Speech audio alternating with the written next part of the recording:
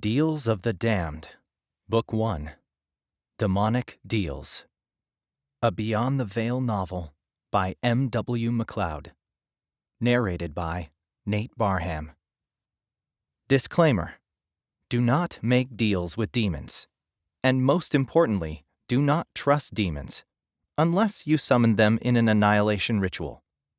Even then, you should not invite them to tea and scones. Be sure to consult more respectable grimoires than internet search browsers and videos made on a cell phone before using witchcraft. Wednesday, January 8th, 2020. Illyria looked up at the night sky.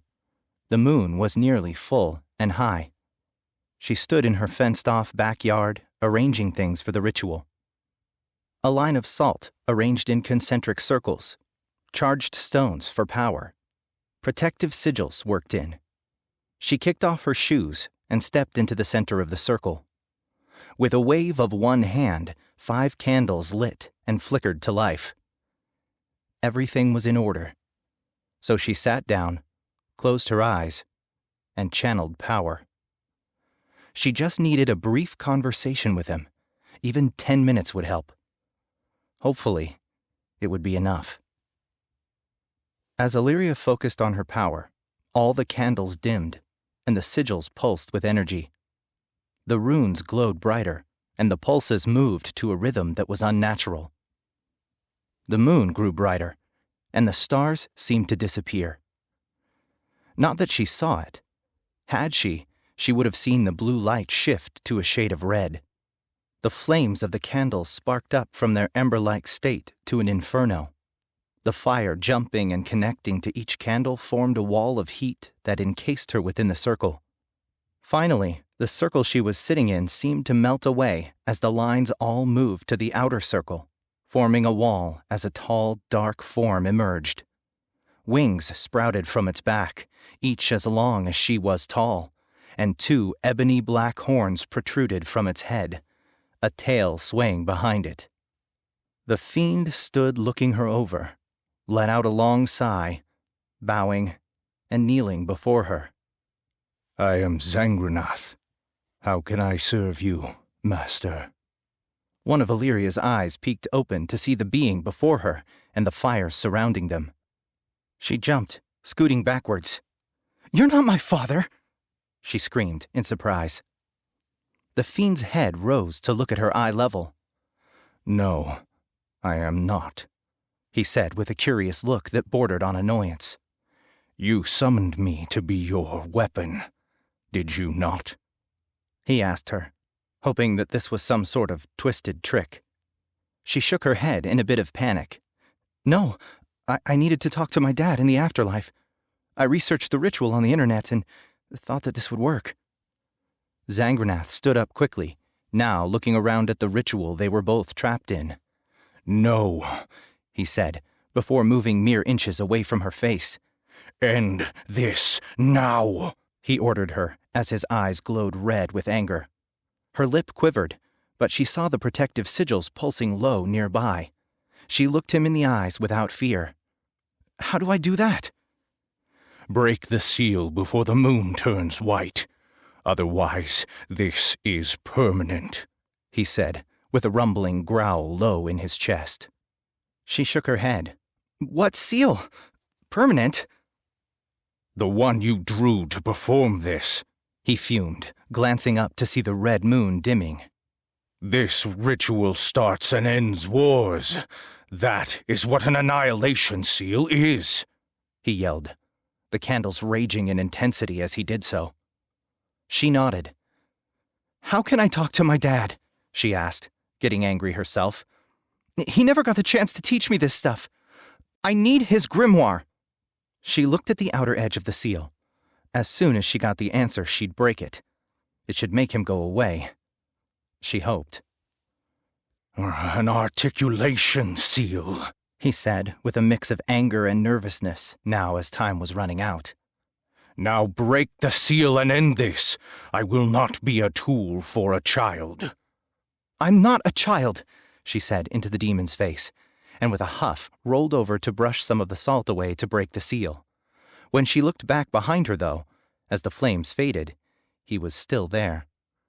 Does this take a minute?" As the red light of the moon turned back to the calming blue that it once was, there was an eerie silence that overtook the small yard. Zangranath stared at the girl in front of him with seething rage just below the surface. "You were too late," he said, calculating the cadence of his words. "We are bound together." She sat up and brushed the dust from her leggings as she processed his words. "I'm not sure what that means." A look of unbridled frustration came across the demon's face. "Until all your enemies are slaughtered, their kingdoms razed, and their blood painted across the lands. We are one." "I don't have enemies." Quiet fell over the demon, and, as anger overtook him, he let out a corybantic yell, shattering all the windows to the teen's small house and the others nearby. He looked at the pathetic creature he was now bound to and stalked up to her. "Then you are a failure," he said, before turning around and vanishing into a wisp of black smoke. Illyria blinked several times, looking around the yard to find it looking, well, normal, apart from the broken windows. She pinched herself. She wasn't dreaming.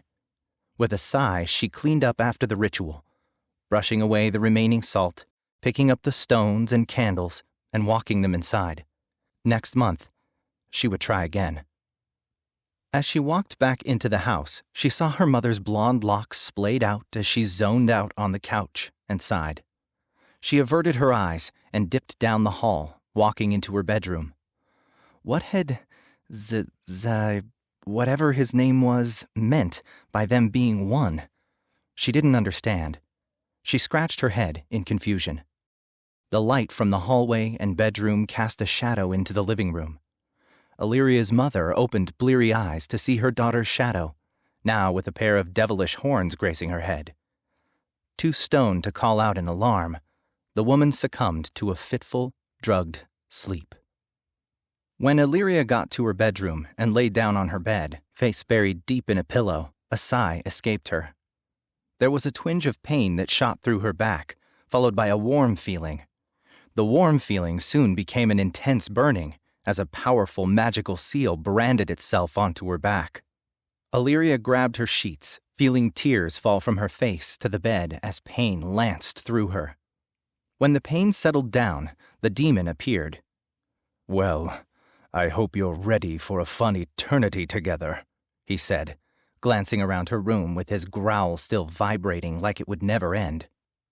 "We are now bound together, stuck this way until I help finish your task."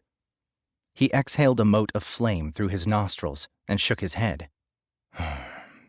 "Figures it would look like this." The door to the room was closed, and on the back of it there were a couple of posters.